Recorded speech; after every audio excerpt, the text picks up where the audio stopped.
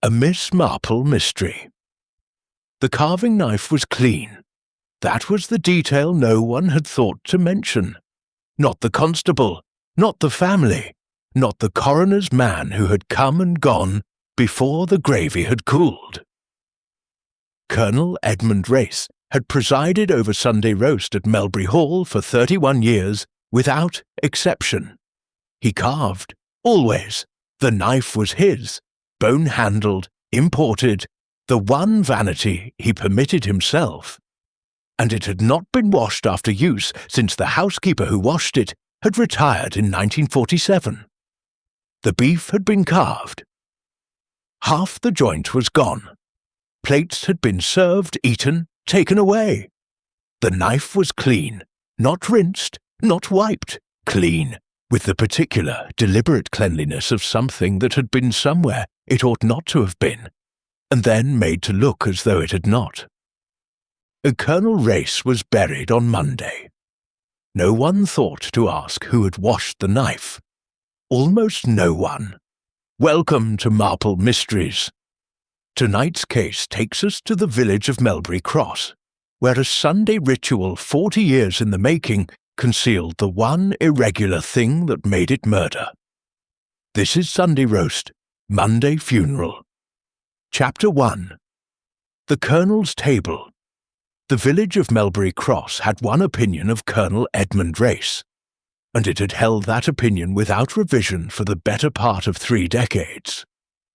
He was, as Mrs. Bantry had once remarked to Miss Marple over the garden wall, the sort of man who makes you feel late, even when you're early. He had arrived in the village in 1951, purchased Melbury Hall with what appeared to be entirely too much money and entirely too few explanations, and had immediately set about organising Sunday roast as though it were a campaign objective. The invitations, they were not precisely invitations, they were more in the nature of summonses, went out each Thursday. By Sunday noon, whoever had received one appeared at the hall, dressed correctly and 5 minutes early, because Colonel Race began carving at 12:30 precisely, and the carved joint waited for no one. It was, in truth, not an unpleasant institution. The beef was good, the wine was better, and the Colonel, whatever his faults, and the village maintained a comprehensive and frequently updated list, was a host of the old school, which is to say he refilled glasses without being asked, and kept his opinions on politics to the second half of the meal. The Sunday in question had been the 14th of October, and the guests had been, as they often were, a mixture of the obligated and the genuinely fond. His niece, Patricia Race, 29, who lived in the East Wing and managed his correspondence with the practised competence of a woman who had long since made her peace with reduced circumstances. His solicitor, Mr. Gerald Fenn, who came every 3rd Sunday and spent the meal looking carefully at nothing. Dr. Ambrose Clifford, who was the Colonel's physician, and had been threatening to retire for 4 years without once succeeding. And Mrs. Helena Voss, a widow of obscure European origin who had taken the cottage on Church Lane 18 months ago, and had, within 6 weeks, become a Sunday fixture without anyone being entirely sure how. They had sat, they had eaten, and the Colonel had carved, standing at the head of the table in the manner of a man who understood that carving was not a domestic task, but a performance, and had served each plate with the efficiency of someone who had rehearsed the sequence and saw no reason to vary it. He had eaten well. He had drunk moderately. He had made one remark about the state of the lane outside the hall that everyone agreed was justified, and one remark about Mr. Fenn's recent handling of the Trenthorpe estate that Mr. Fenn did not visibly react to, which was itself a kind of reaction. By 2:30, They had gone. By 6 o'clock Sunday evening, Patricia had found her uncle in his study, seated in his chair, in the particular stillness that is not sleep. Dr. Clifford had been called. He had come. He had stood at the doorway of the study for a moment before entering, which was not something he usually did. And then he had gone in and done what was necessary. And when he came out, he had said, quietly to Patricia, in the corridor, that it appeared to be the heart, and that the Colonel had been warned, and that these things happened. Patricia Race had nodded. She was, by all accounts, a composed young woman. She had gone to telephone the appropriate people. She had done it all correctly. The funeral was on Monday. It was, as these things go in English villages, well attended and briskly conducted. It was on Tuesday morning, while the hall was still in the particular suspended state that follows a death, half cleared, half preserved, and as though the occupant might yet return and object to the moving of things, that Miss Jane Marple came to Melbury Cross. She had not come for the funeral.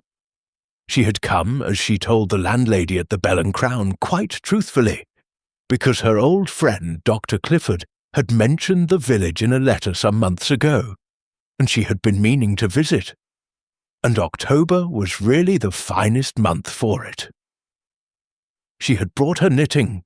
She had also, because she was Miss Marple, and had been Miss Marple for a great many years.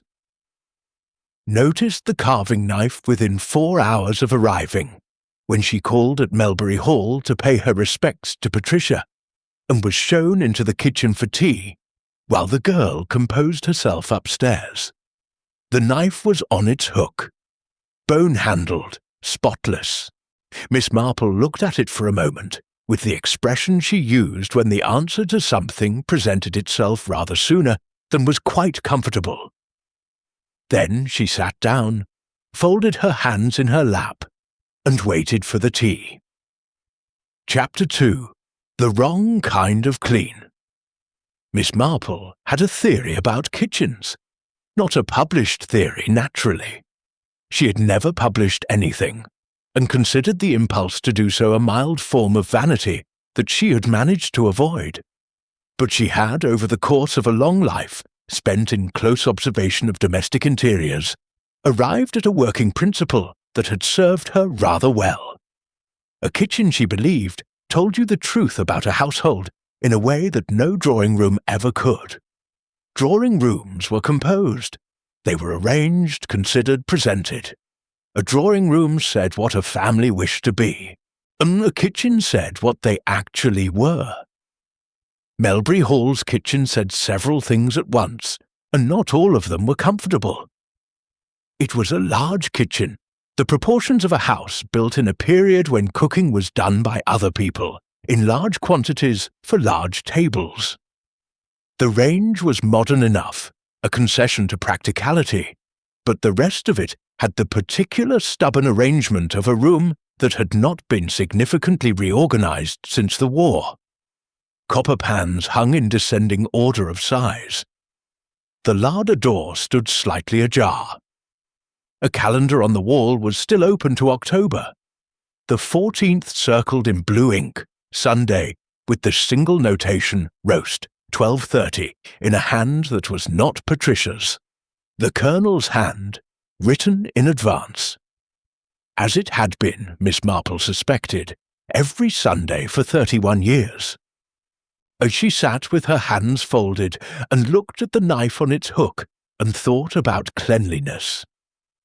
There were two kinds of clean in her experience.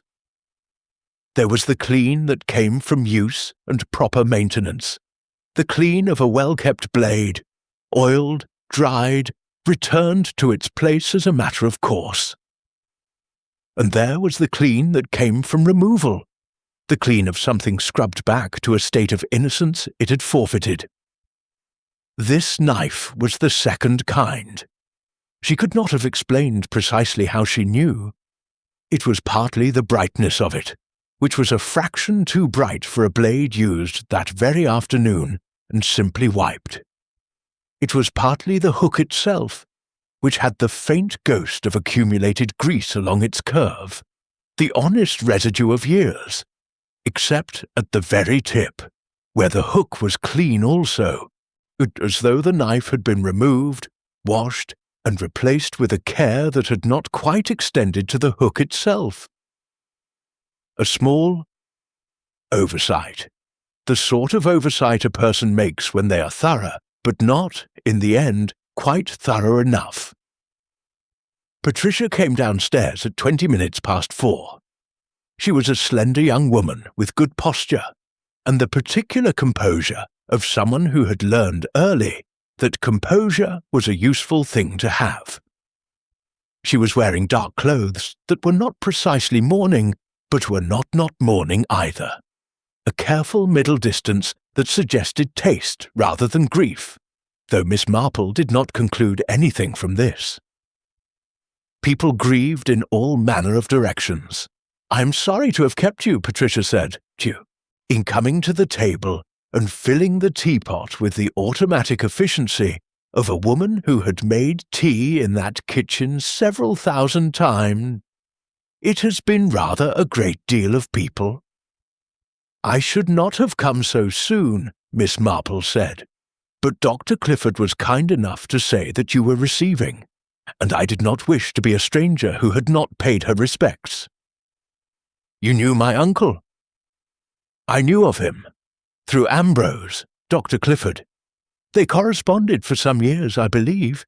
He mentioned the Colonel in very warm terms." Patricia set down the teapot and looked at Miss Marple with the expression of someone revising a first impression. "Did he?" It was not quite a question. "He did," Miss Marple said pleasantly, and accepted the cup that was offered, and they spoke for perhaps 20 minutes, in the manner of two people feeling out the shape of a conversation. Patricia was intelligent. Miss Marple noted this without surprise. The Colonel had not struck her, even in death, as a man who would tolerate incompetence at close quarters. She spoke about the hall with the careful neutrality of someone who lived in it but did not own it, and about her uncle with the careful warmth of someone who had respected him without especially liking him, which was a distinct and entirely legitimate emotional position. Miss Marple asked at a natural pause about the Sunday. "Perfectly ordinary," Patricia said, and then, as though hearing herself, "Or so it seemed. Everyone said so afterwards, that nothing had seemed wrong. And did nothing seem wrong to you?"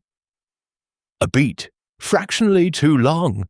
He carved," Patricia said. "He always carved. He seemed perfectly well. He made his usual remarks." Mr. Fenn looked uncomfortable, as he generally does. Mrs. Voss, she paused again, differently this time, was her usual self. "And after? After they left, I tidied.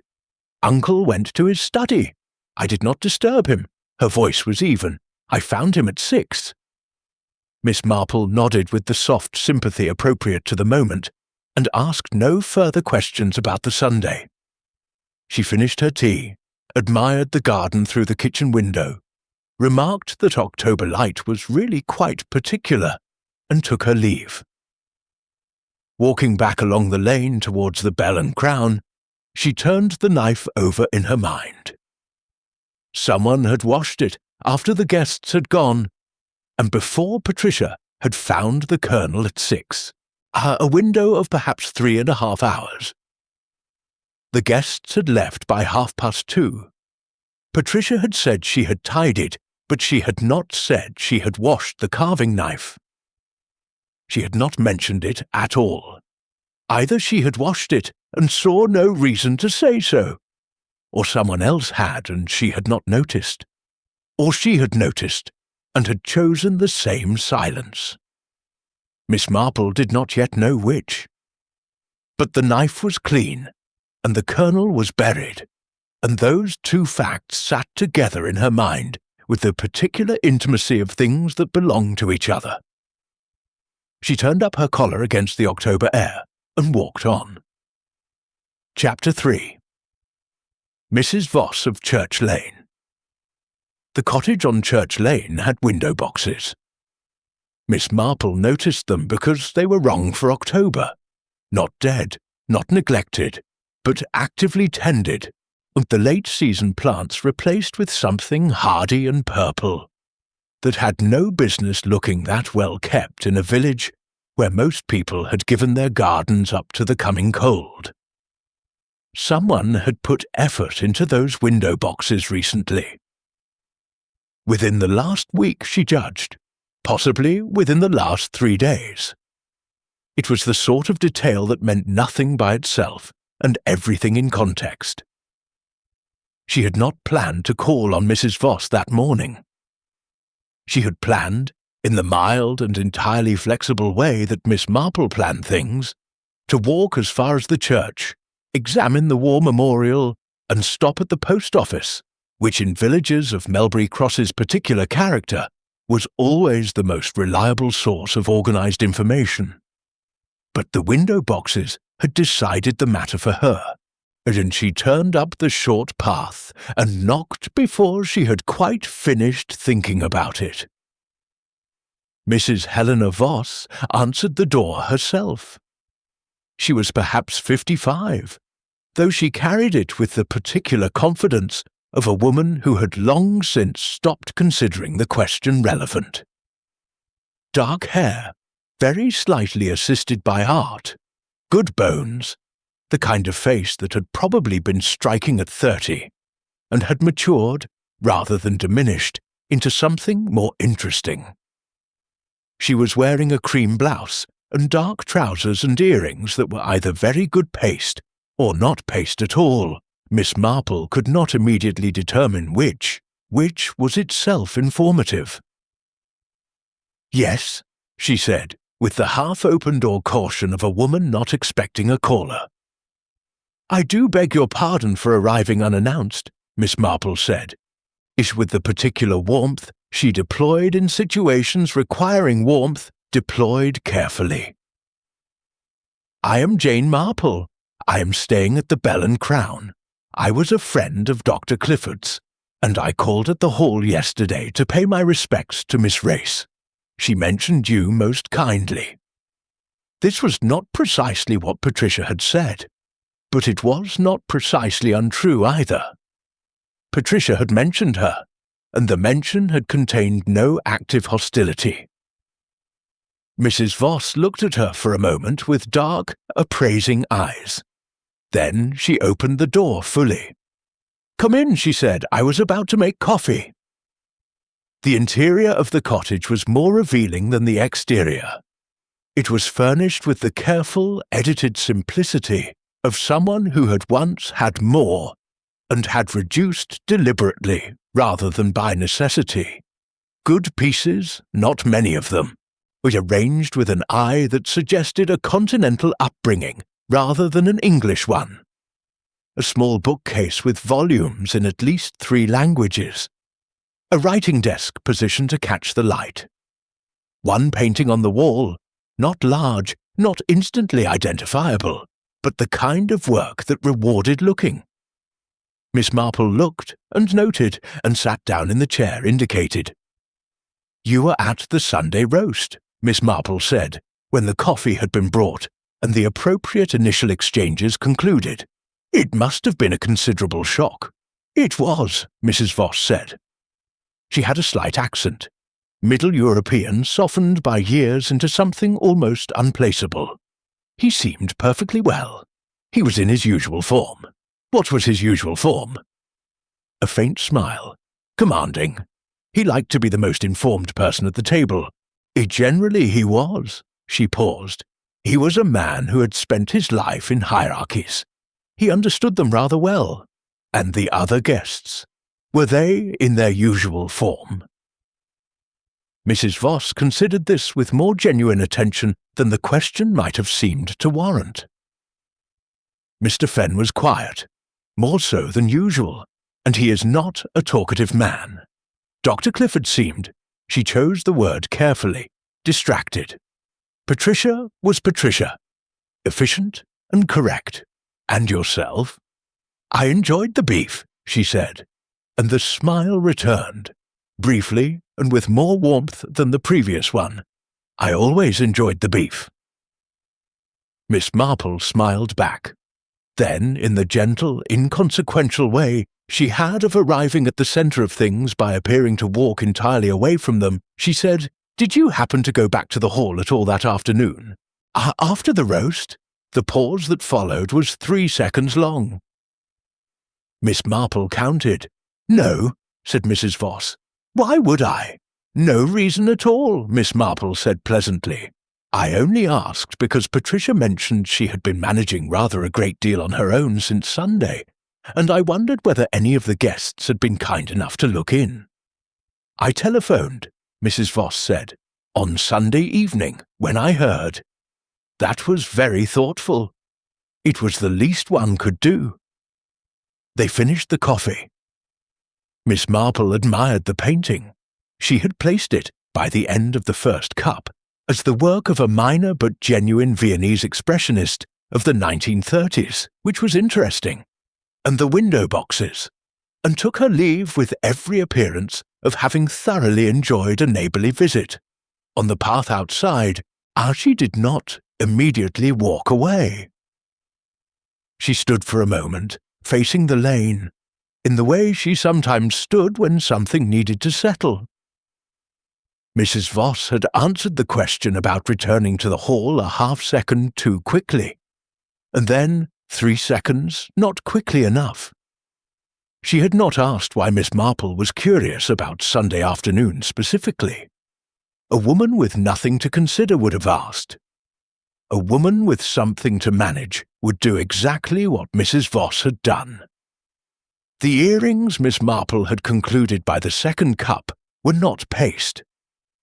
She walked on towards the post office and thought about the painting and the coffee and a 3-second pause that had contained rather more than 3 seconds' worth of information. Chapter 4. Mr. Fenn's Arithmetic. The post office in Melbury Cross was run by a Mrs. Doris Plackett, who had held the position for 22 years, and treated it with the dedicated seriousness of a cabinet minister who happened also to sell stamps. She was a small woman with quick eyes, and the particular gift, common to postmistresses of a certain vintage, of knowing a great deal without appearing to have sought any of it. Information arrived at Mrs. Plackett the way weather arrived at a barometer, not because it was chased, but because the instrument was correctly calibrated and positioned. Miss Marple bought a book of stamps she did not need and mentioned, in the course of purchasing them, that she had called at the hall to pay her respects, and found Miss Race managing admirably under difficult circumstances. Mrs. Plackett agreed that Patricia was a capable girl. She had needed to be, she added, out with the Colonel, the way the Colonel was. Miss Marple inquired gently what way that was. Mrs. Plackett, who had clearly been waiting for precisely this inquiry since approximately Sunday evening, settled both elbows on the counter and said that the Colonel was the sort of man who kept people close without letting them go. Patricia had been at the hall since her mother died, which was 2009, and had managed his correspondence and his calendar and his Sunday roasts without a word of thanks that anyone had ever heard. And there had been, Mrs. Plackett said, some understanding, she used the word with careful emphasis, that the hall would come to Patricia in the fullness of time. "And will it?" Miss Marple asked. "That," said Mrs. Plackett, "is what Mr. Fenn would know." Gerald Fenn's office was in the next village, a 12-minute drive that Miss Marple accomplished by means of a taxi, driven by a young man called Terry, who volunteered, unprompted, that Mr. Fenn had been at the hall twice since the funeral, which was once more than people usually needed to visit a solicitor after a death. and once fewer than people visited when something was wrong with the will. Miss Marple thanked him and filed this alongside the carving knife and Mrs. Voss's 3-second pause. The office of Fenn and Associates, there were no visible associates, occupied the ground floor of a Georgian building that had seen better decades and was managing the current one with dignity, if not comfort. Gerald Fenn received her in a room lined with filing cabinets and the particular smell of paper that has been important for a long time. He was 60 or thereabouts, but thin in the way that suggested he had always been thin and had never thought much about it. He had the face of a man who had spent 4 decades listening to other people's worst decisions and had developed, in self-defense, an expression of comprehensive neutrality. His hands were very still on the desk in front of him, which Miss Marple noted because very still hands on a desk were either the mark of great composure or its precise imitation. She introduced herself as a friend of Dr. Clifford's. Passing through, paying respects, and he accepted this without visible skepticism, and without the slight relaxation that an innocent man generally permitted himself when a visitor turned out to be merely social. "A sad business," he said. "Very," Miss Marple agreed, "though I understand he had been warned about his heart." He had. A pause of the professional variety, the pause of a man accustomed to saying less than he knew. He was not a man who took warnings seriously. "No," said Miss Marple. "I gathered he was rather his own authority on most matters." Something moved briefly across Fenn's face. Not quite a smile, not quite its opposite.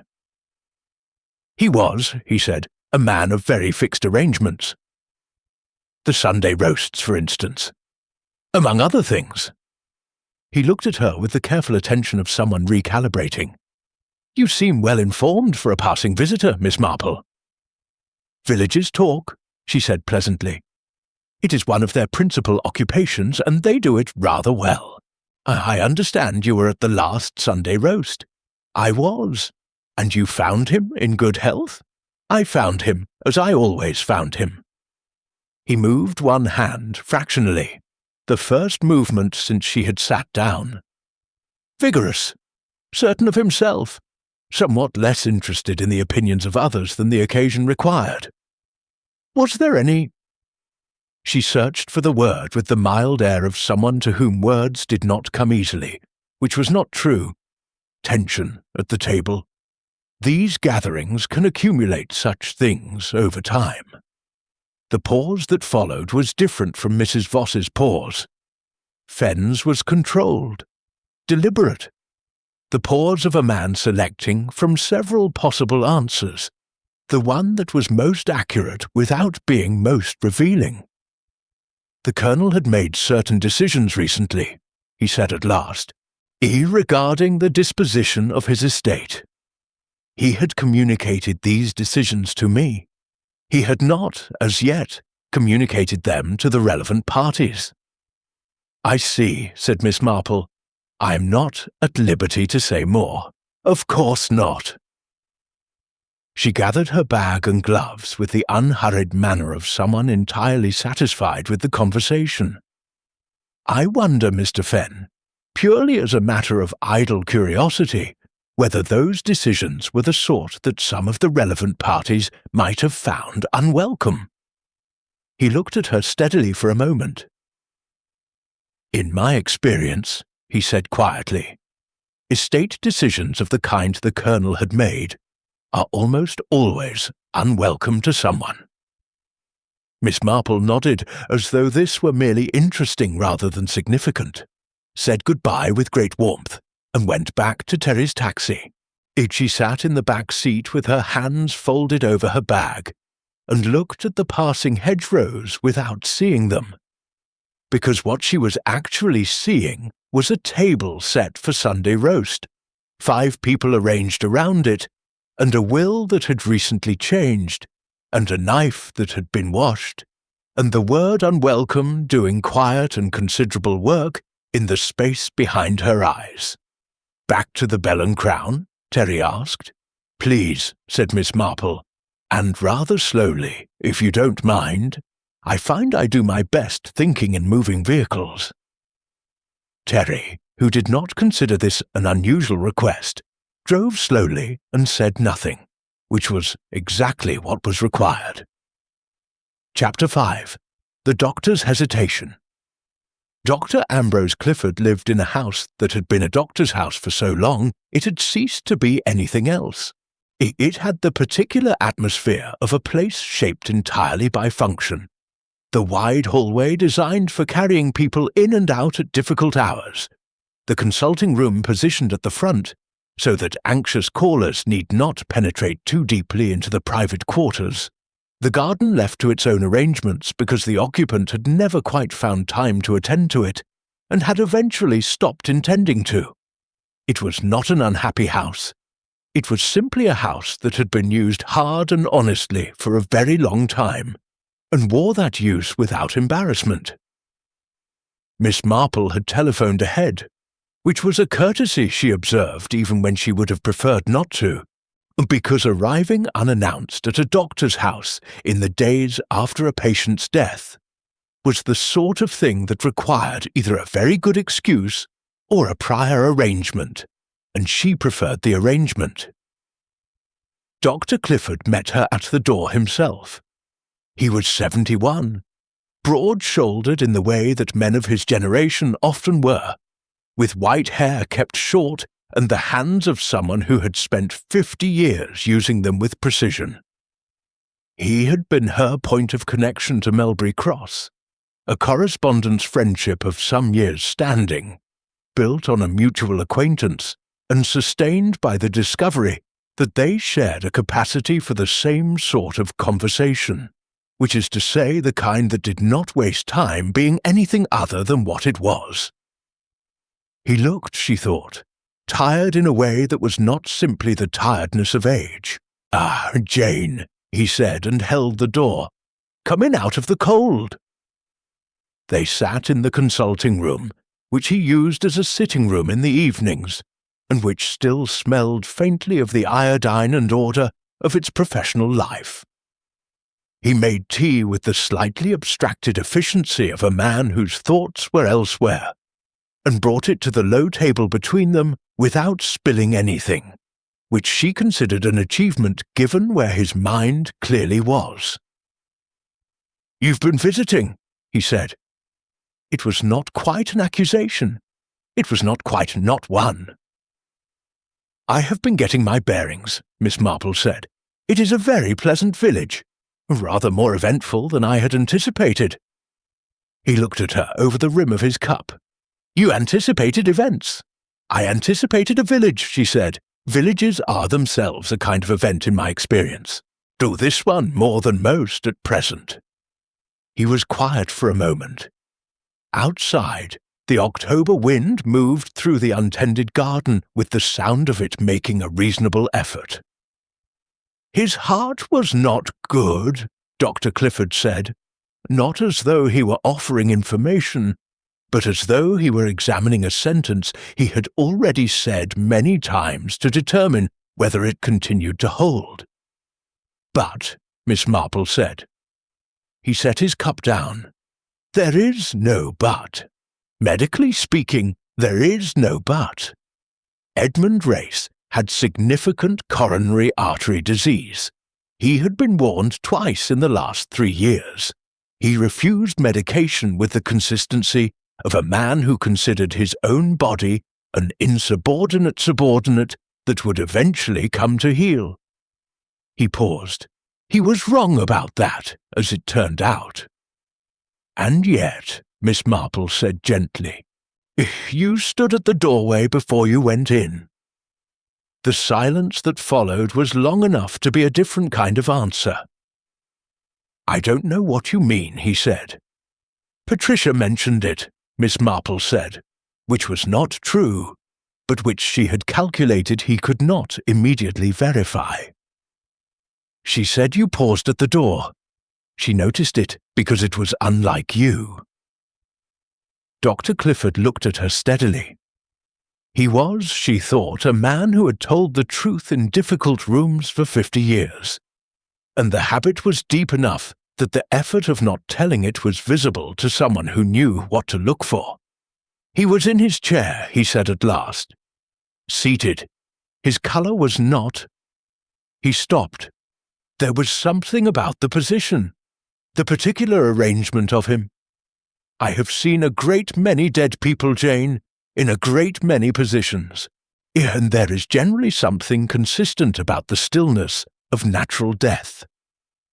A kind of resignation in the posture, a letting go." "And the Colonel?" "The Colonel," he said slowly, looked as though he had not let go of anything. He looked as though something had been taken. Miss Marple said nothing. She let the words settle in the room where they had been spoken, because words said aloud for the first time often needed a moment to become real to the person who had said them. "That is not a medical observation," he added. "That is an old man's fancy." "It is both," Miss Marple said. "They are not mutually exclusive." He looked at the window. "I signed the certificate." His heart was not good, he had been warned. "These things happen." "Yes," she said, "they do, and they are sometimes helped to happen." He turned back to her, and in his face she could see the thing he had been carrying since Sunday evening.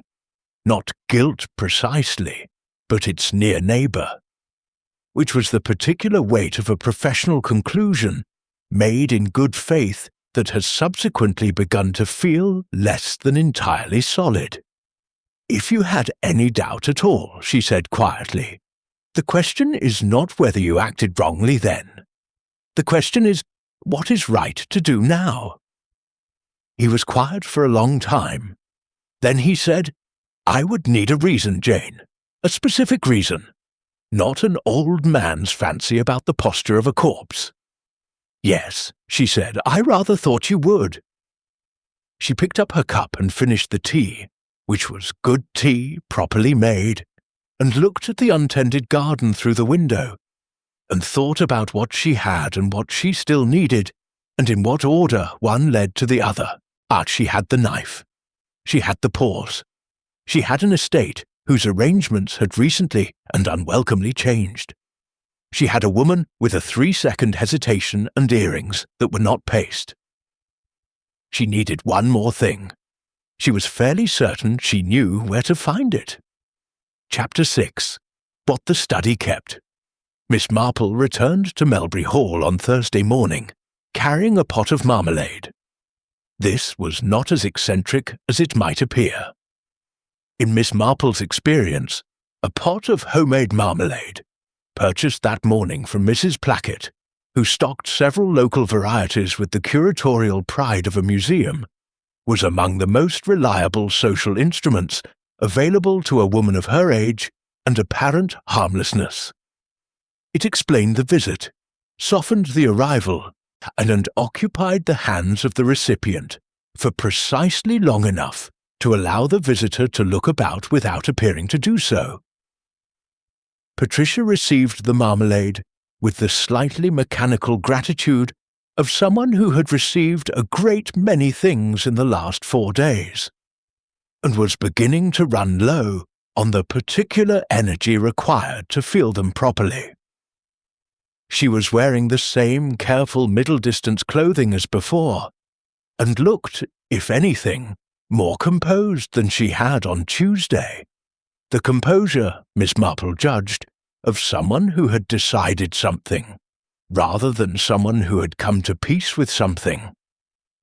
They were different states, and produced different qualities of stillness. "You are very kind," Patricia said, setting the marmalade on the kitchen table. "Will you sit?" "For a moment only," Miss Marple said. I don't wish to impose. I wondered, actually, whether you might permit me to see the garden. I caught a glimpse from the kitchen window on my last visit. The late roses, particularly. It was October, and the roses were largely finished. Patricia knew this. Miss Marple knew that Patricia knew this. But the request was made with such perfect innocence that to refuse it would have required a specific objection, and Patricia did not have one ready. "Of course," she said, "go through the study. The French doors open directly onto the terrace. The latch sticks slightly. You'll need to lift and push together." "How kind," said Miss Marple. The study was at the back of the house, east-facing, with the particular afternoon chill of a room that received morning light, and then had nothing further to do with the sun. It was arranged as studies are arranged by men who use them seriously. Desk at the centre, bookshelves organized by some private logic, visible only to their architect, papers in apparent disarray that would reveal to the right person a comprehensive system. Miss Marple moved through it without hurrying, because hurrying was unnecessary and also audible. The French doors were where Patricia had said they were. The latch did stick slightly. She noted this because a sticking latch was either always sticking or recently sticking, and the distinction sometimes mattered. She did not, in the end, go out to the terrace immediately.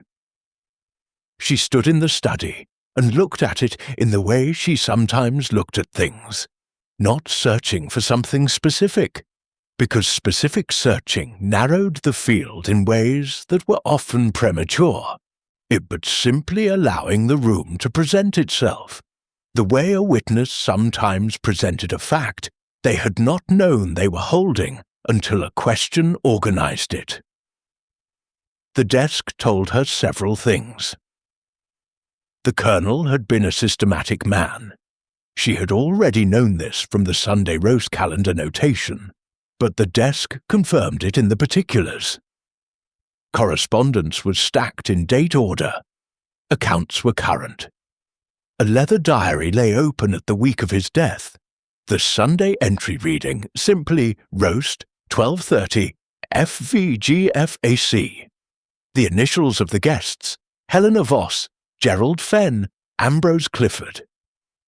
Patricia, presumably, did not require noting, being a permanent fixture rather than an invited one. What the desk also told her, and this was the thing she had come in part, to find, was that a drawer had been opened recently and closed imperfectly. The second drawer on the right side. It sat a fraction of a millimetre proud of flush, the kind of misalignment invisible unless the light caught it at a particular angle, which the October morning light from the east window did, briefly and helpfully. She did not open it. Opening it would have been a different kind of visit from the one she was making, and she was not yet making that kind. But she noted it, and noted what it suggested, that someone had been in the study since Sunday, and had been in the drawer, and had been, if not hurried, then not entirely unhurried. She went out to the terrace and looked at the late roses, which were, as she had expected, largely finished. One or two held on with the dogged persistence of things that had not been informed the season was over. She admired them genuinely, because she genuinely admired that quality wherever she found it. Patricia appeared at the French doors after 4 minutes.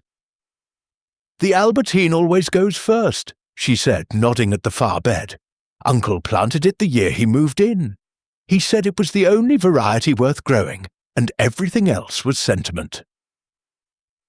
"He sounds very decided," Miss Marple said. "He was." Patricia was quiet for a moment, looking at the beds. "He decided everything. What was planted and where, who was invited and when, who was—" She stopped. "Who was provided for," Miss Marple said gently. A pause. Then, with the careful evenness of a woman releasing something she had held a long time. "He told me, in August, that I was to have the hall. He was very clear about it. He called me into the study, and he was clear. And then, Miss Marple said, and then Mr. Fenn came, in September, and Uncle went into the study with him for 2 hours, and when Mr. Fenn left, he did not look at me in the hallway. Her voice remained even, perfectly, precisely even. He used to look at me, Mr. Fenn. He always nodded, at least. He did not nod in September. He looked at the floor, Patricia said, and then he left. Miss Marple looked at the last rose on the Albertine, clinging on past its season with considerable determination, and thought about a drawer that did not quite close, and a man who had decided everything, including, it appeared, to undecide at least one thing, and who had then, rather conveniently, died. "Shall we go in?" Patricia said. "It's getting cold." "Yes," said Miss Marple. "I think we should." Chapter 7. The Garden's Evidence. Miss Marple did not return directly to the Bell and Crown. Instead, she walked back through the hall's side gate and followed the garden wall eastward to where it met the lane, and stopped there for a moment, looking at the border that ran along the wall's inner face. It was a long border, well established, the kind that had been planted by someone with a considered plan and maintained by someone else with less interest in the plan and more interest in keeping it tidy. The result was the particular hybrid character of an old garden, managed by a practical hand, the original bones intact, the incidental details simplified over time. She looked at the border for a considerable while, and then she walked back to the village and asked Terry to drive her to the library in Chipping Morton, which was the nearest town of sufficient size to have one worth visiting, and she spent 2 hours there with a volume on British garden plants and their pharmaceutical properties that she did not need to read very closely because she already knew most of it, but which she read carefully anyway, because careful reading of things one already knows is sometimes what is required to be entirely certain. She was, by the end of the 2 hours, entirely certain. The border along the eastern wall of Melbury Hall contained, among its various residents, a well-established planting of Digitalis purpurea, common foxglove, which was not unusual. Foxglove appeared in English cottage gardens with the comfortable frequency of an old acquaintance. It was structural, reliable, attractive in its season, and sufficiently familiar that most gardeners neither noted it particularly nor thought twice about its presence. It had been in that border long enough that it had naturalized, spreading beyond its original planting in the easy way of things that have found a congenial situation. What was unusual, and she had noted this while standing at the French doors looking at the terrace garden, was that a section of the foxglove planting, toward the wall's northern end, had been recently disturbed. Not dramatically. Not in a manner that would draw the eye of a casual visitor, or even of a gardener engaged in ordinary maintenance. But the soil at the base of 3 or 4 plants showed the fine, settled disturbance of recent handling, leaves taken, perhaps, or seed material, for all the dried matter that accumulated at the stem base in October, when the plant had finished flowering, and the useful parts were concentrated and potent. Digitalis purpurea, in sufficient dose, accelerated cardiac arrest in a patient with existing coronary artery disease. This was not obscure knowledge. It was, in fact, the derivation of the drug that Colonel Race had twice been prescribed and twice refused. His physician had recommended it. He had declined. The cardiac glycoside his heart required had therefore been entirely absent from his system, meaning his tolerance for any external dose would have been negligible. a heart condition by medication could manage. A heart that had never had it could not. What was required was a method of administration that was undetectable in a domestic setting, and which would act within several hours of consumption, and which would not present as anything other than the cardiac event that the victim's known medical history made entirely plausible. The beef had been carved at 12:30. By 6 o'clock, the Colonel was dead, 5.5 hours. Consistent with oral ingestion of a prepared extract. Consistent with something added in the kitchen before the meal, or at the table during it, or, and here the knife returned, with the quiet insistence of things that have been waiting, introduced during the preparation of a dish that the Colonel alone consumed in any quantity. The Colonel always carved. He also always tasted the carved meat before serving, a habit that Patricia had mentioned on Miss Marple's first visit. He embedded in a sentence about his rituals that had seemed merely descriptive at the time. He always tried the first slice himself. He said a host who hadn't tasted his own meat was a host who didn't deserve his table. The knife had been used to carve. If something had been applied to the meat, a prepared extract brushed or introduced at the surface, the knife that then cut through it would carry traces. Traces that, to be safe, would need removing. Not the cutting board, not the plates. Those had been washed as part of ordinary tidying, and their washing would draw no notice. Only the knife, the Colonel's knife, the bone-handled imported one that was not ordinarily washed, required a separate, deliberate act of cleaning that was outside the household's established pattern. If someone had known the knife's history well enough to know it needed specific attention, that was not a guest's knowledge. That was a resident's knowledge. Miss Marple closed the library book and sat for a moment with her hands in her lap, and the particular stillness that came not from the absence of thought, but from the arrival of a thought sufficiently large that the body required a moment to accommodate it. Patricia Race had managed the hall for 15 years. She knew every habit, every instrument, every routine of the household she ran. She knew the knife was never washed. She knew the foxglove border. She knew her uncle's medical history with the intimacy of a woman who had organized his correspondence, including, almost certainly, the letters from Dr. Clifford regarding his cardiac condition and the prescription he refused. And she had, in August, been promised the hall. And in September, something had changed. Miss Marple thought about Patricia's voice on the terrace, perfectly, precisely even, and about the drawer that did not quite close, and about the quality of composure that came from deciding something rather than accepting it. She asked Terry to take her back to the village. "Library no good?"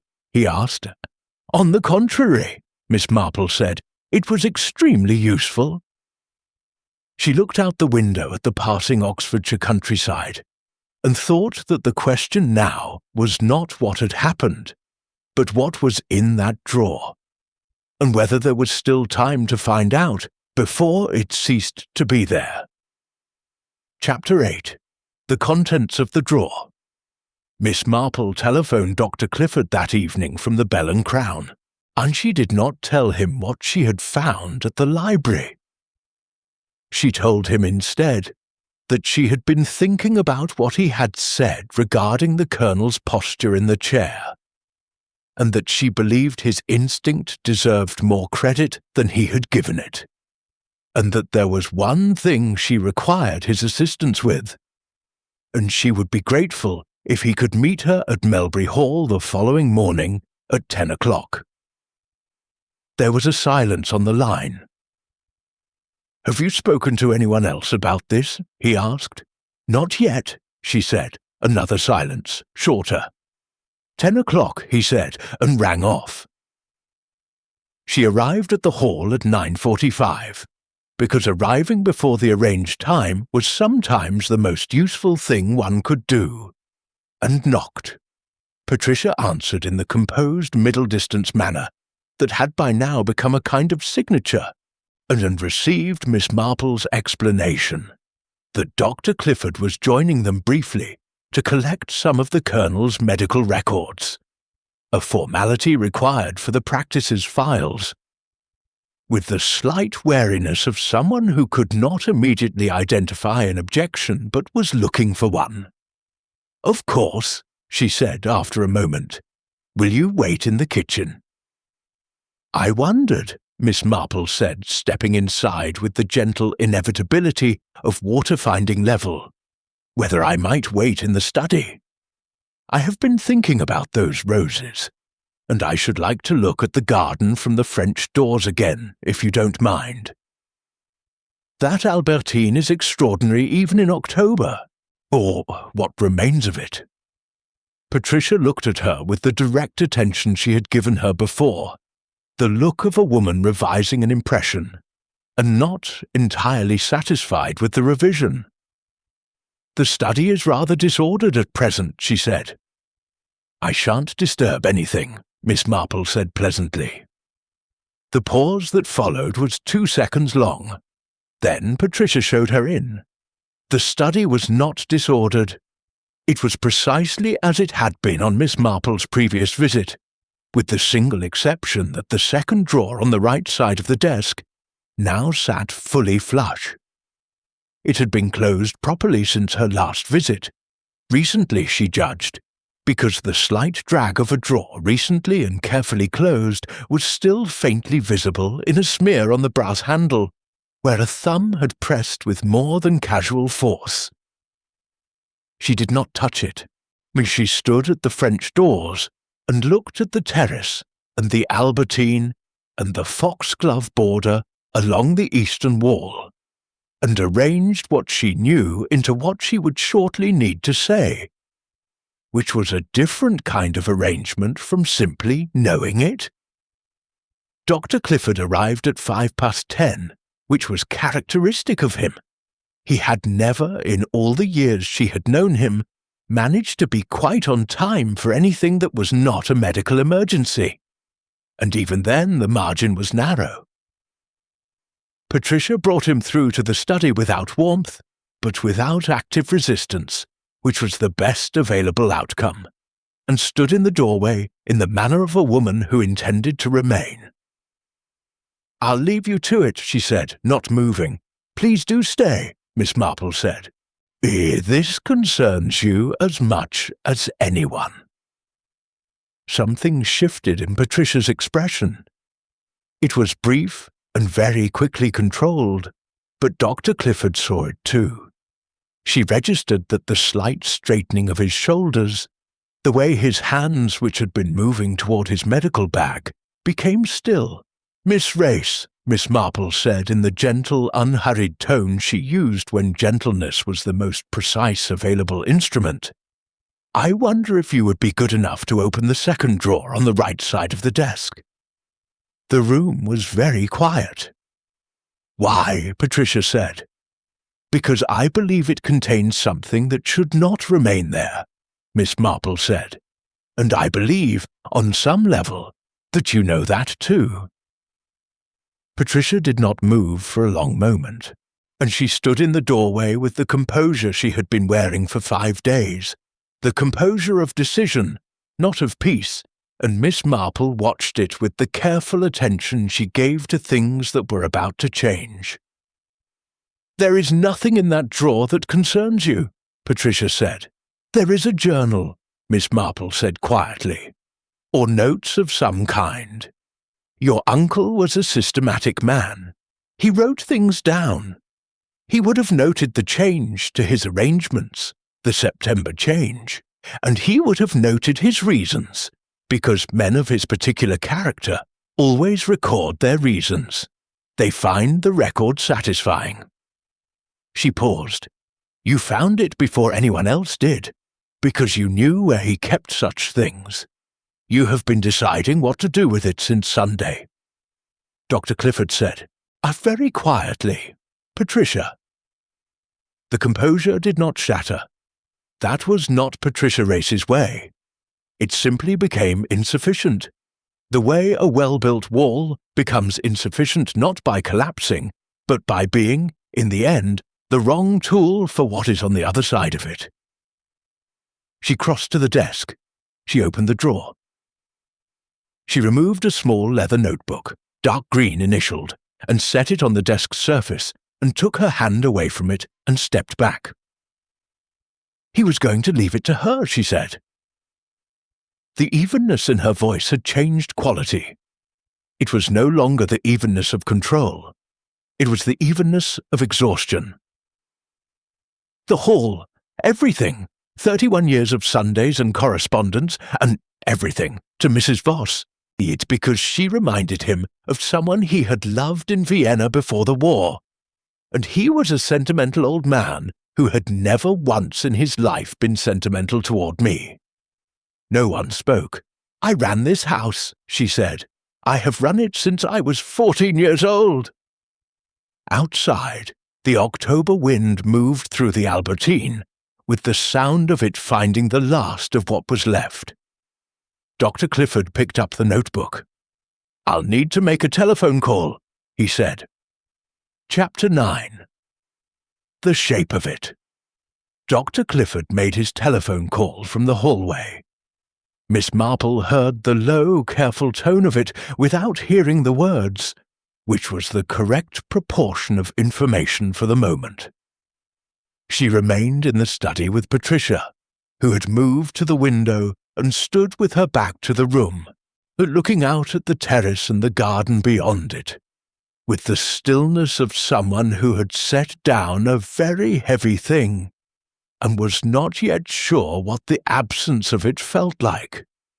Miss Marple sat in the chair beside the desk, and did not speak, because there was nothing that required saying that was not already present in the room, and adding words to it would have been a form of imprecision. After perhaps 3 minutes, Patricia said without turning, "How did you know about the foxglove?" "I noticed the border on my first visit," Miss Marple said. "The disturbance at the northern end. Someone had taken material recently. In October, after flowering, the dried matter at the stem base is where the concentration is highest."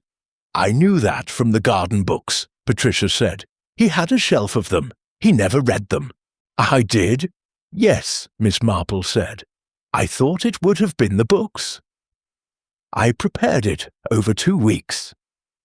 Her voice was the same, the exhausted evenness that had replaced the controlled kind. It was in some ways worse to listen to, because it contained no performance.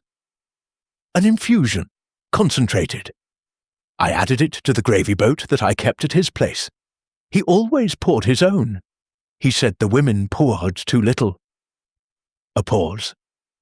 He was right about that. He was right about a great many domestic things. And the knife. I used the knife to stir it. Before I poured the gravy into the boat, I was not... She stopped. I did not think about the knife until after. Until I was tidying, and I picked it up and I thought, someone will know. Someone will look. She turned from the window then, and her face had the particular blankness of someone who has thought about something so many times that the thinking has worn the expression smooth. No one was looking. There was no reason for anyone to look. No, Miss Marple said, there wasn't. Only you looked. Miss Marple did not answer this directly. She said, the drawer, the notebook, you did not destroy it. Patricia looked at her. No. Why not? A long silence. Outside, Dr. Clifford's voice continued its low, careful business in the hallway. The October wind moved in the garden. Because he wrote it down, Patricia said at last. His reasons for changing it, he wrote. She stopped, and for the first time the evenness cracked. not dramatically, but in the way that good china cracks under thermal stress, fine and clean and irreversible, he wrote that I was efficient, if that I had been invaluable, that he was grateful. Her voice steadied itself, and then he wrote that Helena understood him in ways that efficiency could not account for, and that a man was entitled to leave his estate to whoever he chose, and that he was sorry if it caused disappointment. Miss Marple was quiet. Disappointment, Patricia said, 15 years, and the word he chose was disappointment. Dr. Clifford came back into the study. He looked at Miss Marple, and then at Patricia, and then at the green notebook on the desk. And the look contained the full weight of a man who had been carrying a professional doubt since Sunday evening, and had now had it resolved in the worst available direction. "Inspector Hartley is coming from Chipping Morton," he said. "He will be here within the hour." Patricia nodded. She moved from the window to the armchair on the far side of the room, and sat in it with the composed, upright posture she always maintained, and folded her hands in her lap, and appeared to be waiting. Miss Marple looked at her and thought about what she was seeing. She had, in her long experience of human difficulty, encountered a particular type of person who did terrible things from a position of genuine and accumulated grievance. They were not, in the main, the most dangerous kind. The most dangerous kind felt nothing, but they were the saddest, because the wrong that had been done to them was frequently real, and the wrong they had committed in response was equally real, and the two truths sat beside each other with no resolution available. And the Colonel had been an unkind man in the specific way of people who did not notice they were being unkind because they had never required themselves to notice. Patricia had given him 15 years of capable invisible service, and received in return the word efficient in a notebook that also contained the word disappointed. These were facts. They did not constitute justification. Nothing constituted justification.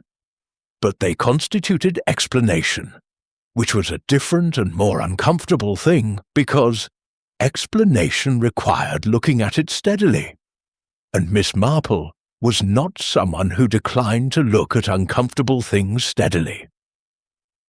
She thought about Mrs. Voss, who did not yet know about the notebook, or about what the notebook contained, or about what she had been, without knowing it, about to inherit.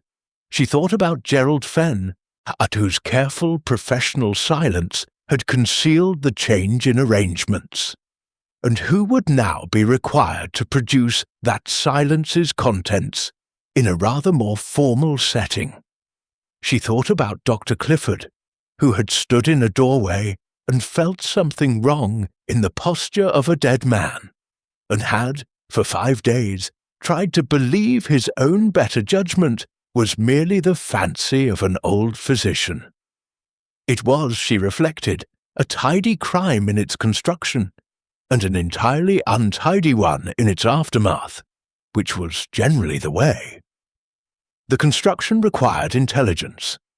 The aftermath required a different quality, which Patricia Race had not quite had, and which was not, in truth, a quality Miss Marple had ever found herself able to admire when she encountered it. The quality of sufficient coldness to finish what intelligence had begun. The clock on the study mantelpiece said 11:23. They waited. Chapter 10. After the cold, Inspector Hartley was a competent man. Miss Marple formed this opinion within 4 minutes of his arrival and did not revise it. He was perhaps 45, with the careful, unhurried manner of a detective who had learned early that the room generally contained more information than the people in it volunteered, and that the correct response to this was patience rather than pressure. He took the notebook. He took Patricia's statement, which she gave in full and without hesitation, seated in the armchair with her hands folded and her posture correct, as though she were dictating correspondence rather than a confession. He took Dr. Clifford's account of Sunday evening. He was courteous throughout and precise, and when he was finished, he spoke quietly to Patricia about what would happen next. And she listened and nodded and stood when he indicated she should stand. At the door of the study she paused and looked back at Miss Marple. "You came for the roses," she said. "I came," Miss Marple said gently, "because something needed to be looked at, and no one else was looking." Patricia held her gaze for a moment. Then she went with the inspector, and the door of Melbury Hall closed behind them with the particular sound of a house that has just become empty, in a way that has nothing to do with the number of people remaining in it. Dr. Clifford sat down heavily in the desk chair. He looked, Miss Marple thought, both worse and better than he had all week. Worse because the knowledge was now irrevocable. Better because irrevocable knowledge, however terrible, is easier to carry than its alternative. "I should have called it," he said. "You called it on Sunday evening," Miss Marple said. "You stood in the doorway, and you knew." "I signed the certificate." "Yes," she said, "you did. And you have spent 5 days being uncomfortable about it, which is not nothing."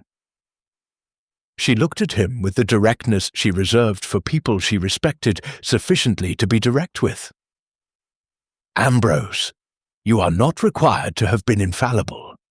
You are required to have done what was right when you knew it was right to do it." He was quiet. "You telephoned Inspector Hartley," she said. "That is what was right. You did it." He looked at the empty desk. The green notebook was gone. Bagged, taken, folded into the formal machinery of consequence. The drawer stood open now, properly open, with nothing left inside to conceal. Edmund was not a good man in any of the ways that matter domestically, he said, but he did not deserve that end. "No," Miss Marple said, "he did not." And Patricia deserved better than 15 years of invisible labour, and the word disappointed. Both of those things are true. They will remain true simultaneously, and there is nothing to be done about that except acknowledge it. He nodded slowly, in the manner of a man filing something under permanent rather than resolved. They had tea, because there was nothing else immediately useful to do, and because tea in difficult circumstances was not the English failure of imagination that foreigners sometimes supposed it to be, but rather a correct understanding that the body's small needs do not suspend themselves for the mind's large ones, and that attending to the former was frequently what made the latter endurable. Mrs. Voss came that afternoon. She had heard, the village had heard as villages do, through channels that operated faster and more comprehensively than any formal notification. And she arrived at the hall at 3 o'clock with the controlled composure of a woman absorbing a shock that was also, in some complicated register, a reprieve. She had not known about the will, or rather, she had suspected, from certain conversations with the Colonel in the last weeks of his life, that he had intended something, but she had not known the substance of it. And she had not, she told Miss Marple quite directly in the kitchen over the remains of the tea, asked. "He was a man who said what he meant to say," she said. I learned to let him say it, and not to ask what had not yet been offered." "That is very wise," Miss Marple said. "It is very European," Mrs. Voss said, with the faint smile that surfaced occasionally and briefly. "We have had a great deal of practice, in my part of the world, with knowing when to wait." "And now?" Miss Marple asked. Mrs. Voss looked around the kitchen, at the copper pans in their descending order, the larder door, the calendar still open at October with its blue ink circle. "Now it is someone else's problem," she said. The haul will go to whatever Cousin Gerald Fenn locates in his files. I will remain in the cottage, which was always sufficient for me." She looked at Miss Marple directly. "I never wanted the haul. I want you to know that because I think it matters to the account of it." "It does," Miss Marple said. "Ah, I believe you." Gerald Fenn, reached by telephone that evening, said very little, which was characteristic of him, but what he said was precise and sufficient. There was a nephew in Edinburgh. The estate would pass correctly. He sounded, beneath the professional composure, the way a man sounds when a weight of guilty knowledge has been formally transferred to the appropriate authority, and he is permitted, at last, to stand at his natural height. Miss Marple left Melbury Cross on Saturday morning. Terry drove her to the station with the cheerful conversational energy he brought to all journeys, and told her, unprompted, that it had been the most interesting week the village had had since the business with the planning committee in 2019, which had also, he said, involved a surprising amount of what he called behind-the-scenes activity. "Most interesting things do," Miss Marple said. At the station she bought a cup of tea that was not very good, and sat on the platform bench with her knitting and waited for the train and thought, in the mild and undramatic way she thought about such things about Patricia Race. Not about what Patricia had done. That was settled now, and would settle further through its proper processes. She thought about the 15 years, the Sunday roasts, the correspondence managed and the calendar maintained, and the knife that was always, until it was not, left on its hook unwashed. She thought about the word efficient in a dead man's notebook, and what a person was supposed to do with a life that had been seen clearly and described so inadequately. She did not arrive at a comfortable conclusion, because there was no comfortable conclusion available. There was only the shape of it, the long shape of a wrong done quietly over many years, and the acute shape of the wrong committed in reply, and the interval between them in which better choices had been present and had not been taken. The train arrived. Miss Marple gathered her knitting and her bag and boarded, and found a window seat, and watched Melbury Cross recede through the glass, with the attentiveness she gave to all departures.